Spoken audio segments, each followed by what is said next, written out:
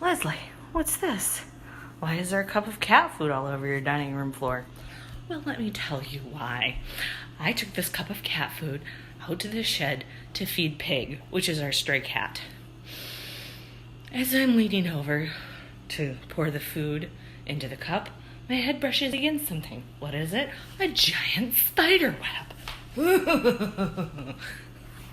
So I just feel like I have things crawling on me. Okay. So, whatever. I walk back to the porch, sit the cup with still some food in it because the cup for Pig was full. And I'm sitting outside enjoying the night. And then I'm like, oh, I should probably go back in. The bugs are getting bad.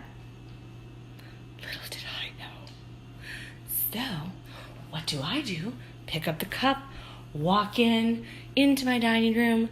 No big deal. Then suddenly I look down and it was like Indiana Jones and the Temple of Doom. Okay?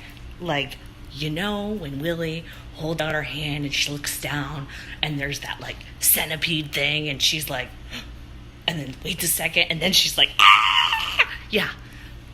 That flashed through my mind as I looked at the cup, and on the edge of a cup was a giant cockroach, approximately that big. Okay, it was a Biggie slow, all right? And for those of you who watched that show, you know what I'm talking about, okay? Biggie slow. I could have moved a cigarette in the back of this thing, all right? No, so what do? I've got the cup of food in my hand. I throw it because... So then, what happens? Of course, instead of like being a smart person and walking to the door and depositing the cockroach back outside where he belongs, putting him outside where he belongs, no, I throw the cup and it goes everywhere and then the cockroach is loose and then Yoda comes up and he's like, hey, what's this? Let's poke at it. And I'm like, stop, Yoda, stop. And so then he skitters across the floor and he hides behind my bookshelf of all the things. I have like 5 pieces of furniture in this whole house and he goes behind the bookshelf. So I'm like, okay, what do I get?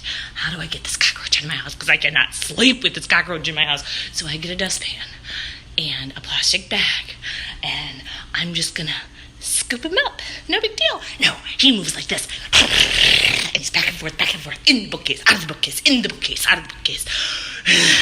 Finally, I opened the door, propped open the screen door, and scooted him out. He rolled on his back a couple of times, but that's what he gets for being nosy. He's outside, and I'm never going outside again.